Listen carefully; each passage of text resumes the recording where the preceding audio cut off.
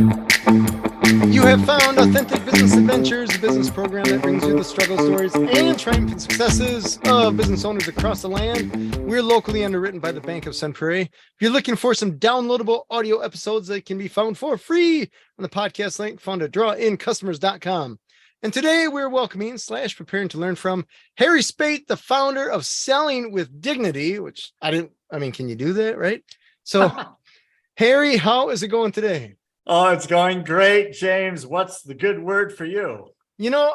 Sales, lo and behold, in the business world, nothing happens till a sale is made.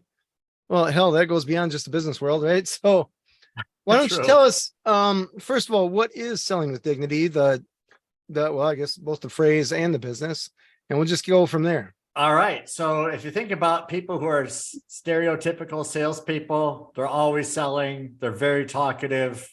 It's always about them. They've got to hit their number. They're the top producer for their company. They've got it on their business card. I am the complete opposite of that. So I like to refer to myself as the anti-salesperson. I didn't trademark that though, but for a lot of people who don't like sales and don't fit in that personality type, there's hope for you. Nice. So Selling with Dignity, this is my singing for the day. Selling with Dignity is the short version of it is self-valued dignity for yourself, right? Dignity for your client and dignity for the craft of sales, which is treat everyone well, do the right things for people, good things will happen. Interesting. How's that sound? That all sounds great to me. Quite a concept. Yeah. The question that comes to mind then is, when did you get into this? Did you sell or get sold without dignity? And then you're like, wait, we got to change this? Or how did this happen? Yeah, it's a good question. And it's really been a work in progress over the past 2.5 decades. So prior to my sales career, I was selling of another type. I was doing mission work. So interesting. Okay. Everything is sales in life, right? We're selling since we came out of the womb. When we cried for our mama, we wanted to close that deal. And throughout life, so I eventually I had a higher calling supposedly, and I was adventurous. So my wife and I ended up living for a couple of years in the Dominican Republic. Nice. When we left that beautiful tropical paradise, and by the way, no resorts. So it was lots of outhouses, very little running water, and limited electricity. So it was rustic, to say the least. But I learned a lot about serving people. And then when she dropped some line about, are we ever going to have kids? I thought, oh my goodness, I'm going to have to earn an income. And so we came back to the States. Long story short, I got into sales, struggled mightily, realized that the best thing I had going for me was I knew how to serve people, started applying that in sales instead of trying to be the closer, the ABC guy, always be closing and so forth. Just started serving people, and that stuff worked, built a great career, got into sales leadership, servant-minded, leading teams. That worked out really well. And so I wanted to pass that on to others. All right. So what were you selling initially? That was more the ABC stuff. Make your number stuff. Exactly. Are you familiar with The Wolf of Wall Street and Boiler Room and any of these movies where they show a sales bullpen? Yeah, I don't know anyone that's listening to this that is not. Okay. So the sales bullpen it's an interesting room, right? There's a lot of testosterone. There's managers. There's a lot of yelling and maybe a couple of curse words here and there. So I went from the Dominican Republic with a little bit of a break for a few months into a sales bullpen. I was completely out of place, completely. I mean, I was like, what did I get myself into? That kind of thing. So I just, I was so out of place trying to figure out that, am I supposed to be like running to the manager on every question? People were breathing next to me. People were listening. I mean, it was really gross for me in the beginning, but I enjoyed to embrace it. or I learned to embrace it and good things happen. But, you know, in the beginning, it was tough. And so I learned from that experience that I could separate myself from the pack, do the right things for people, and still be successful in spite of the surroundings of the bullpen. All right. So were you selling investments of some? Oh, I'm sorry. Yeah. So I was selling office technology. You're talking printers and copiers. Printers and copiers. That was Yes. my world. Oh, cut it before out. all that. Oh yeah. I had a printer Yeah. repair company, and I worked as a technician for years. I mean, we're talking a long time ago. Yeah. But yeah, that's savage business. I joked with people that it would be safer to sell crack than it would be to sell machines, office machines, because it was brutal. brutal. Yeah. Brutal. No question about it. But, you know, it's like, it's really easy to separate yourself from the pack if you are true to your word, right? You follow up, you're good to people, you do the right things for them. It wasn't nearly as gross as it could have been. Right. Page counts, right? Yes. Oh my gosh, exactly. get the numbers. Page counts. Yes. That is so Oh funny. my God. There's so many stories we could go down that road, I'm sure. So what made you, or let me back up a step, when you decided, hey, I don't want to do it this way, because I imagine the company of whatever kind it was Oh yeah. was probably offering training that was the ABC, right? How to hustle and all that kind of stuff. I imagine they had Yeah. So they really had their, you know, they didn't know what to do with me because I was a free spirit. I was older than my manager, right? Because I was in my mid-30s. My manager was still 20 something. Wow. Okay. Right. Because that's what they did. It's a business model. They hire a bunch of kids out of college. In 5 years, they're in management, and 7 or 8 years, they're VPs. So they're still, you know, barely 30 years old. So I just was tough to deal with, but I felt like I can do this. I'm just going to have to do it my way. And I had plenty of conversations with my manager, who was really cool, and just gave me some rope to hang myself. And thankfully I didn't. So was he this particular, she, I don't know who it was. Well, first it was a he who was a really calm, collective guy, but I felt like the smart thing to do was to complain about my manager to the owner. Oh, because you know how that goes over. always And- well. Always well. And the owner actually took my side. He says, you know, you're right. I'm going to let you work with someone else who is a lot more my style, personality wise, a lot more fun, and had certain characteristics like didn't have their collars sticking up. That was just like a complete embarrassment. It's like, I can't even go out on a call with someone whose collar is sticking up. The person needs to go to a dry cleaner.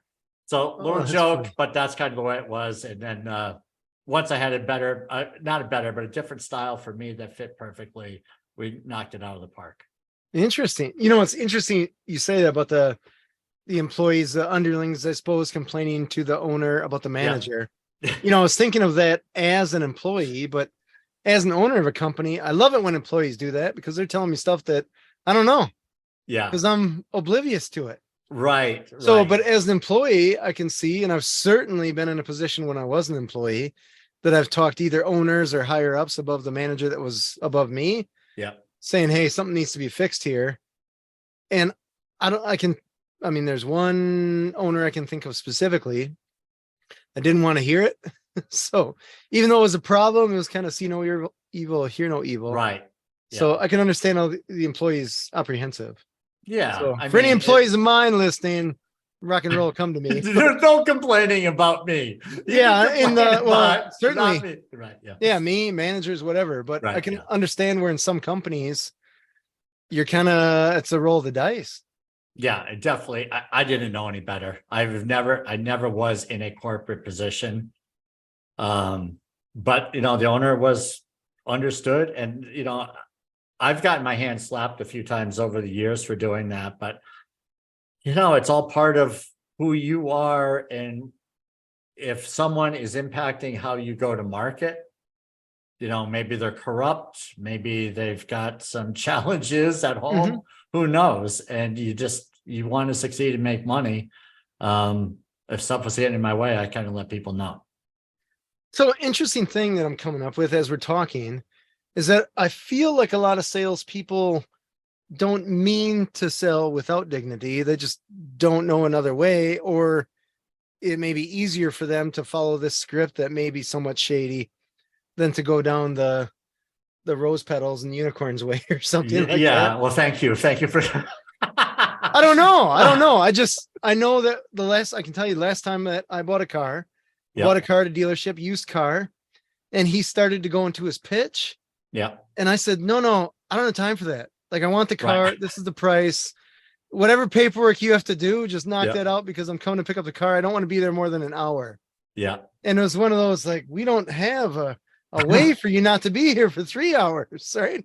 We got to sell you on all the other, whatever they got, the extra warranties, the undercoating, the extra. Yeah, we got to put some rust proofing on the windshield or something, Yeah, whatever it is they're exactly. selling. I'm like, Yeah. no, I just want the car, because that's like, I buy cars from people, not Mhm. dealerships, because it's so much faster. Just give them the money, get the car, move on with your life. Yeah, exactly. So I wonder, like, I'm assuming people don't intentionally, maybe this is an incorrect assumption, Mhm. they don't intentionally sell without dignity. They just maybe don't know any better.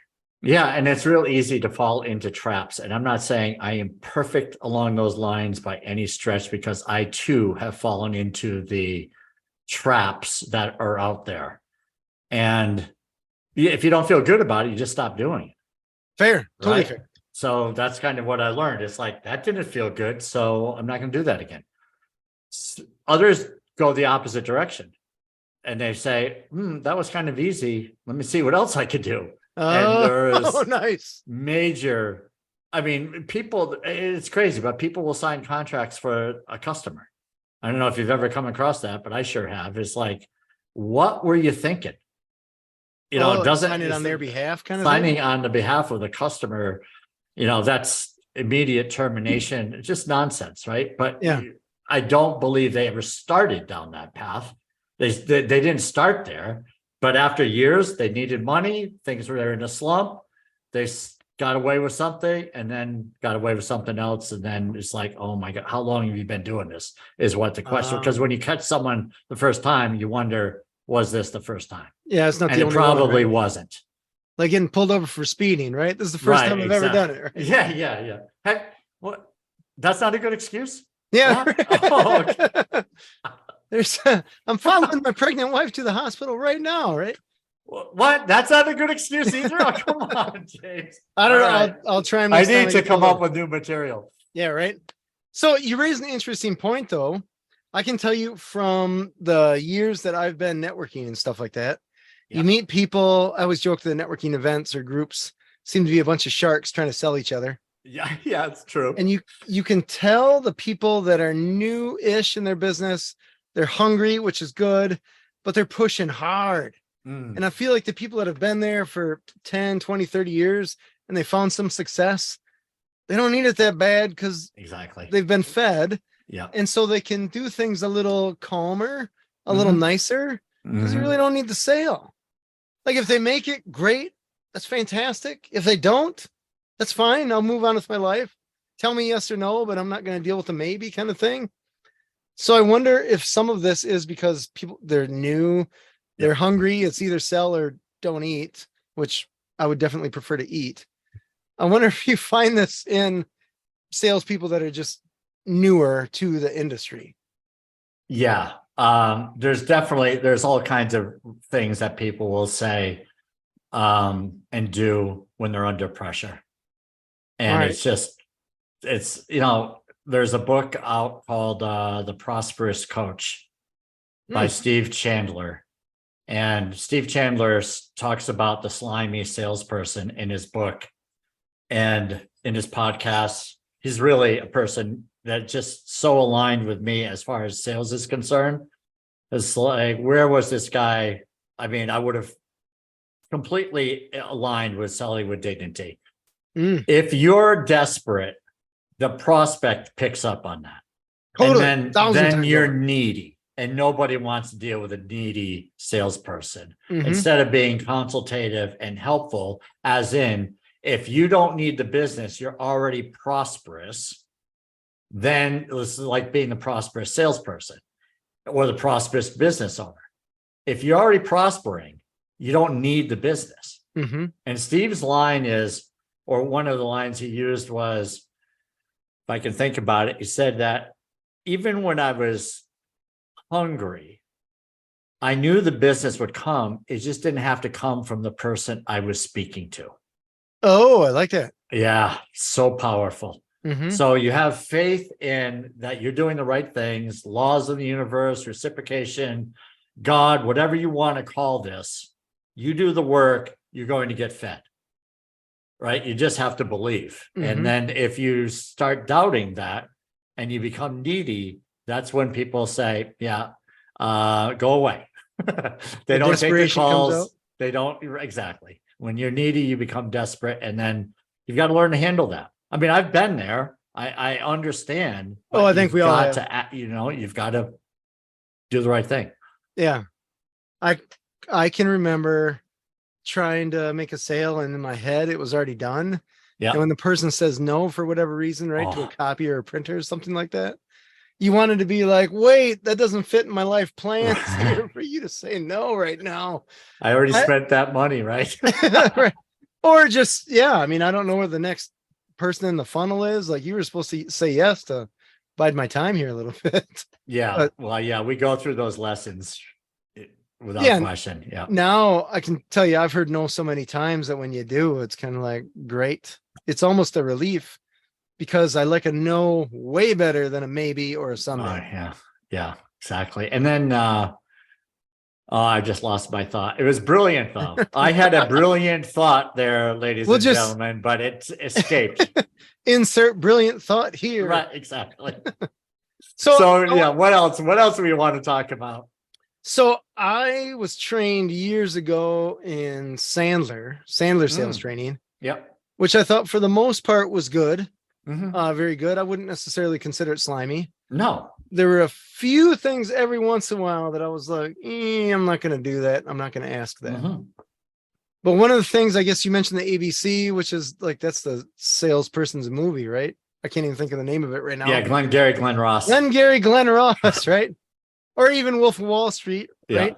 Boiler Room. Yeah. I imagine there are tactics that are typical, normal, everyday. This is total slimy salesperson tactic. And then you have a counter tactic, or a tactic like, instead of this, do this. That would be considered more ethically viable kind of thing. Wow. Yeah. All right. Can you give us an example or some Absolutely examples? Not. No. Okay. Yes. I can sense you're a guy that likes to chuckle a little bit. So do I. So there's a few things. One is the gatekeeper is the gatekeeper, and you get through the gatekeeper. Mm-hmm. I was never comfortable with that. James, please. Making the call. James, please. Who's this? Harry. Does he know you? No. Right? That's not how you treat people. No. So those types of calls, I said, I can't do that. I'm going to have to say, hey, this is Harry Spaight calling. What's your name?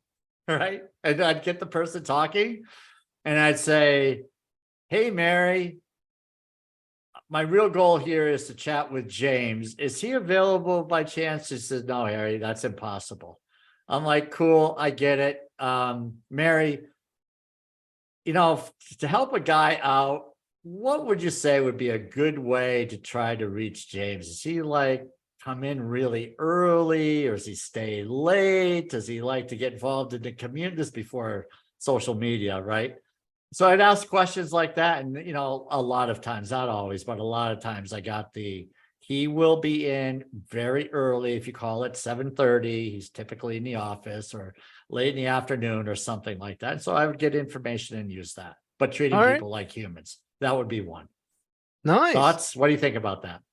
I think that I bought a lot of pens that had my company name on them by a guy that called me up, and he said, he essentially just made friends with me. Yeah. He said, I'm going to tell you a dirty joke, and then I'm going to take 30 seconds more of your time after that. And if you want to hang up on me, you can, but wait till the joke is done. And he would tell me some dirty joke or some stupid joke. I can't say stupid because they're funny. but I can't Yes. even remember what they were. Right, of But it was course. enough for just like, we both know what's going on here. You want to put up Yeah. a brick wall. I want to sell you something. Let's just talk like the brick wall is not that tall. Yeah, I like it. And it was Yeah. human. And there were some times where I'm like, I already have 1,000 pens. I'm good now. But there, he would call, I don't know, once a month, something like that. And other times I would say, like, you know what? I got a trade show coming up. Yeah. Let's spread some wealth here. Yeah, exactly. So the person used their personality Totally. instead of being the robot that follows this book, page chapter 23, Right. page, whatever. This paragraph says, treat everyone like they don't matter until you get to the decision maker. Right. Oh, And- interesting. Right. And There's so a book that says it. well, it's basically the way you made calls. Sure. And I just didn't look at people as I looked at people. I mean, I tried this. I just wasn't comfortable with it. All right. So when I wasn't comfortable, I said, there's a reason why I'm not comfortable. It's not me. So I'm going to talk to this person that picks up. And I would say things like, how's the day going? And management looked at people like, what are you doing? You're not supposed to do that. It's like, yeah, okay, well, get rid of me because I'm like a top producer, right? So best line ever.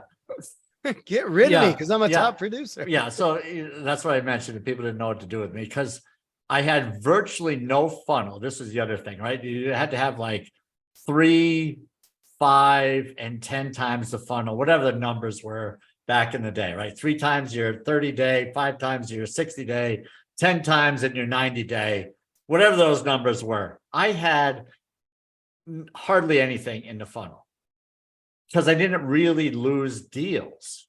All right. Right. So the when people were saying we're going to lose whatever 70%, you get 30% of your deals, it's like that's not good.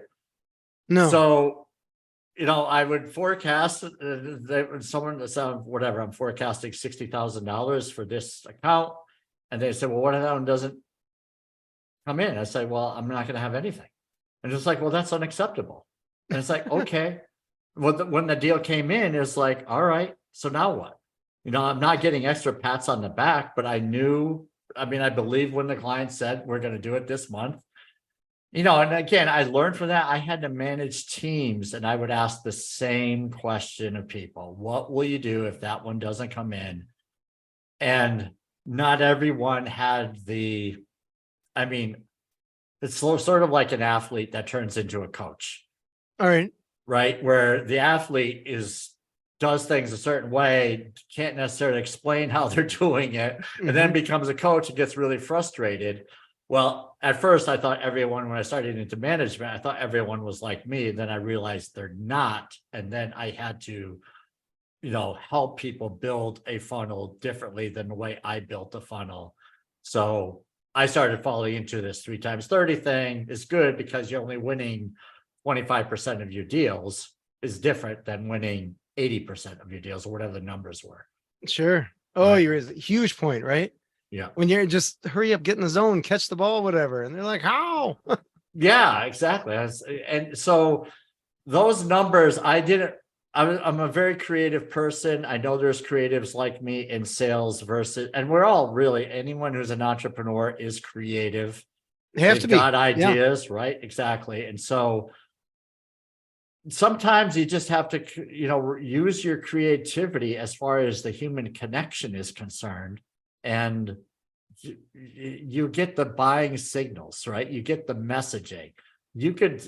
I've learned to say things like, I know I hate to ask this question, but the company I work for, they ask about forecast. They want to know what I'm going to sell. That's not me at all. But do you think this is going to happen in this month? And I ask the question like that. And people say, yes, Harry.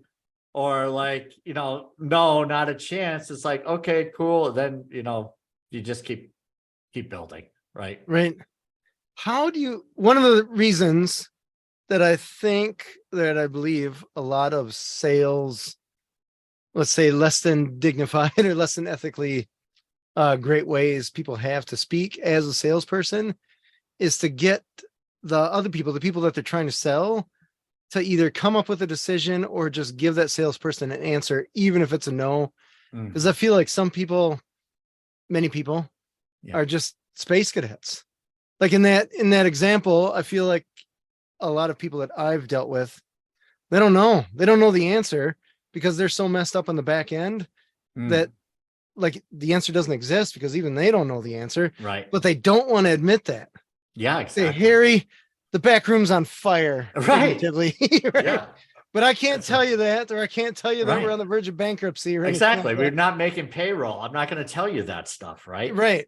Right. So But how? that's where you got to connect the dots. All right. And if it's not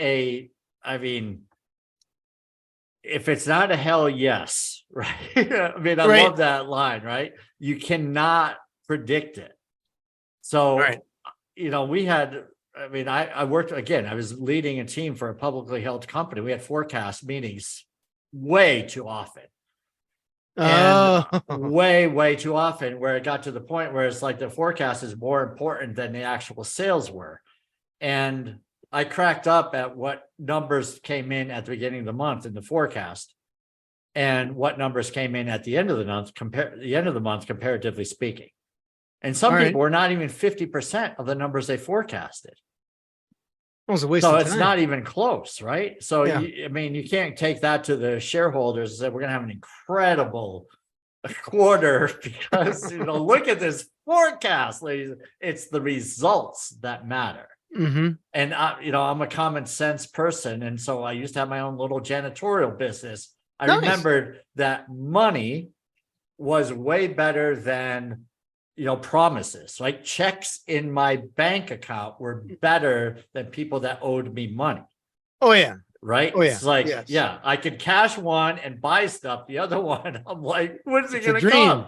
Yeah. Right. And that's what forecasting was to me. It's like, you're trying to get the pats on the back from leadership when what really matters is what you take home to your family. Right. Right. So that's kind of where the way I looked at it. And so if I had reps that would forecast a ridiculous number, I'd say, how about we go with half of that? Can we get half of that? Oh, yeah, we're locked in for half of that. It's like, great. And if my forecast was blank, if it was less than quota, people would say, we forecast less than quota. It's like, yeah, I'll take full responsibility for that. All right. Right. And it's just, you're going to write the business, you'll make up for it. But, some months you're going to have, I love it when people say month over month, we've grown every year, month over month, 20 years, whatever the number is, right? Mm-hmm.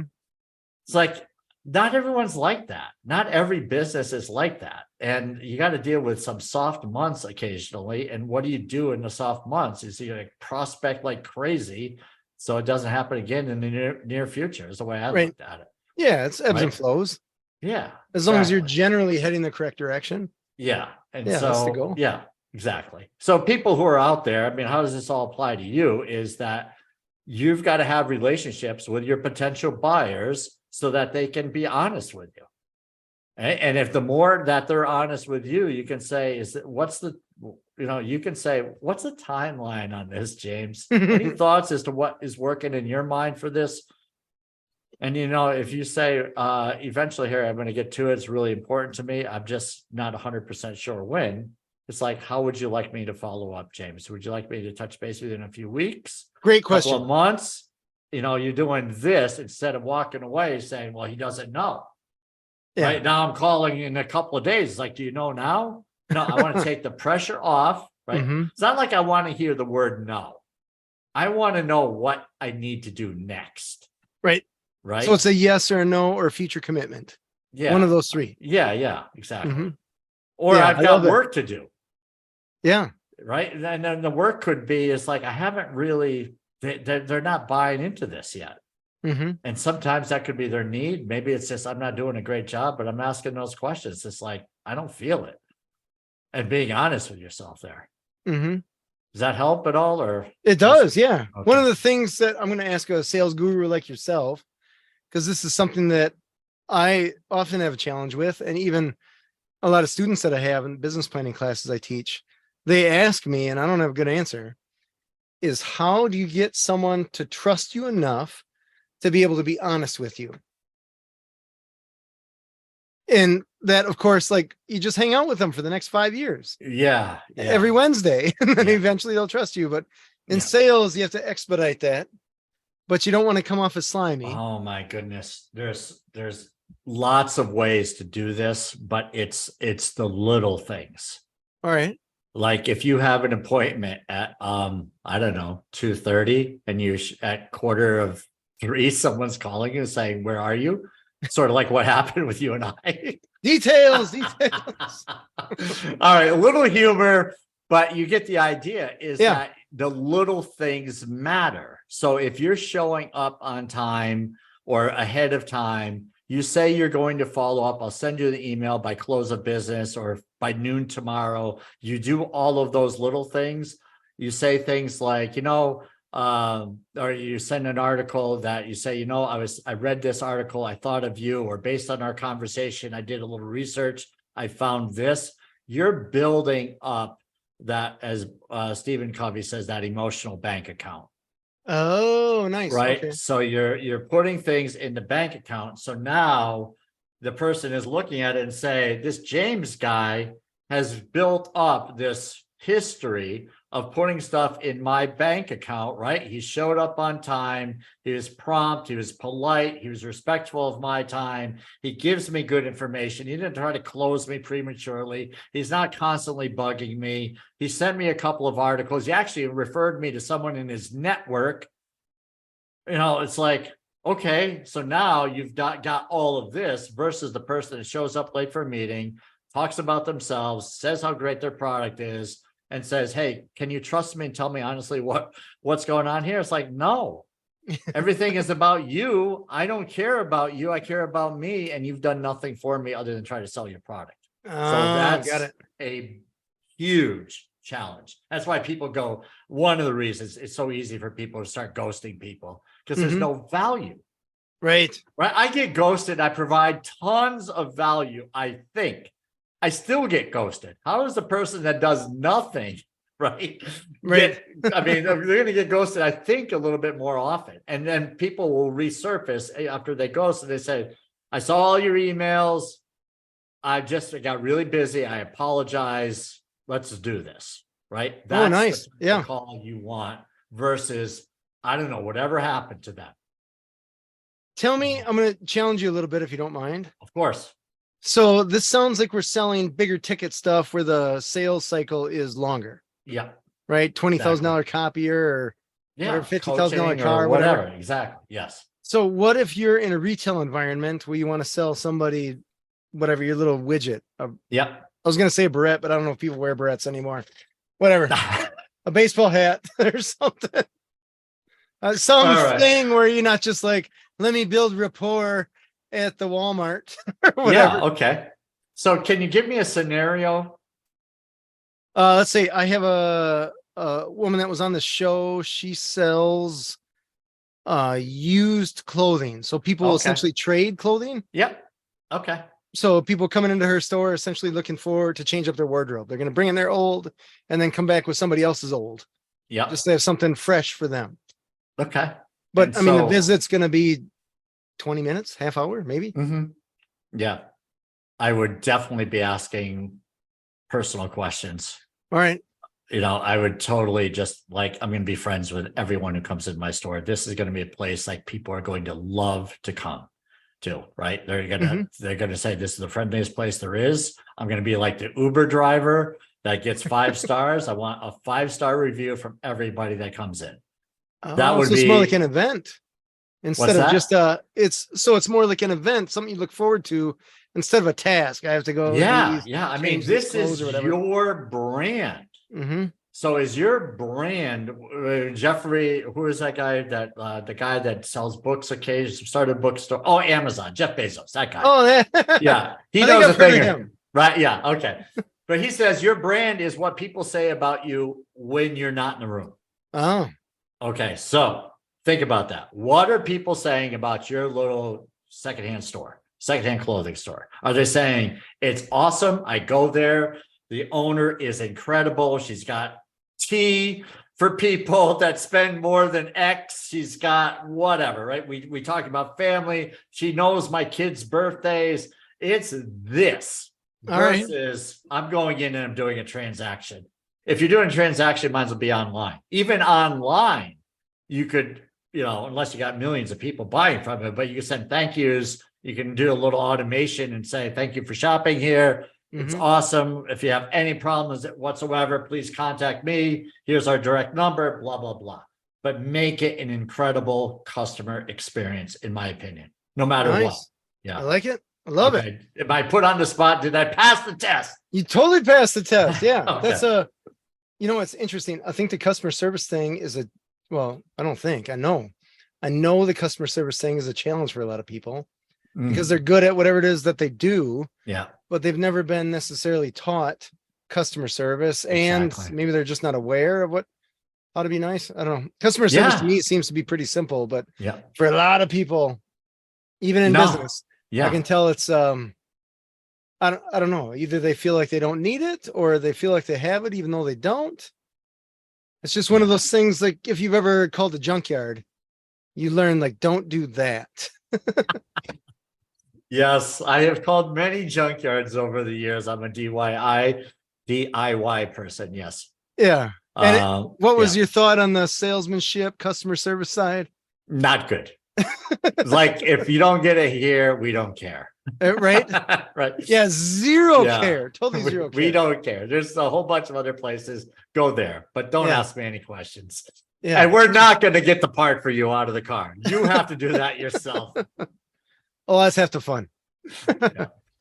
Harry, I appreciate you being on the show. I should ask you really quick before we go. How do you work with people one-on-one? Do you work with companies? Yeah, group coaching, one-on-one, whatever people need. But so if they go to my website, sellingwithdignity.com, you can download a few chapters of the book on selling with dignity. And then I'll have some little group coaching thing going on the website, or find me on social media. Yeah. But nice. I'm all about helping people and giving away content. There's not a lot. There's zero bait and switch. That's rare. Just keep giving. And there isn't, I'm going to give you a little bit, then I'm going to ask you to spend 10 grand. If you feel like, hey, this is the guy that can really help me get to the level I want to be at, then let's chat. And if you feel like you just want free content from me, then let's chat. Oh my gosh. I love that. That's what I do at drawingcustomers.com as well. I love it. See, we're all out there. If they want to spend money with you, that's fine. Yeah. If they don't, I hope you took the content and you ran with it and it made you some money. Exactly. Yes. Name of the game. Yeah. Name of the game. Love it. That's why we're so in sync here. It works out. We're just two smart people full of dignity. Former printer people. We've seen the dark side. And it's, we know what bad can be, and we decided to break free from it. Yeah. Amen to that. Amen. This has been Authentic Business Adventures, the business program that brings you the struggle stories and triumphant successes of business owners across the land. We are locally underwritten by the Bank of Sun Prairie. If you're listening or watching this on the web, if you could do us a huge favor, give us a big old thumbs up, subscribe, share it with your entrepreneurial friends, especially those slimy salespeople types. And best of all, coolest of all, if you could do us a huge favor and comment below, what are some of the sales tricks that you had to deal with, maybe given, or the ones that you just loved it when you heard that salesperson say to you and you said, you know what? I like this person. It's good stuff. My name is James Kademan, and Authentic Business Adventures is brought to you by Calls on Call, offering call answering and receptionist services for service businesses across the country on the web at callsoncall.com. And of course, the Bold Business Book, a book for the entrepreneur and all of us, available wherever fine books are sold. We'd like to thank you, our wonderful listeners, as well as our guest, Harry Spaight, the founder of Selling with Dignity. Harry, can you tell us what that website is one more time? Sellingwithdignity.com. It doesn't get easier than that, right? No. Past episodes can be found morning, noon, and night. The podcast link found at drawincustomers.com. Thank you for watching. We'll see you next week. Just stay awesome. And if you do nothing else, enjoy your business.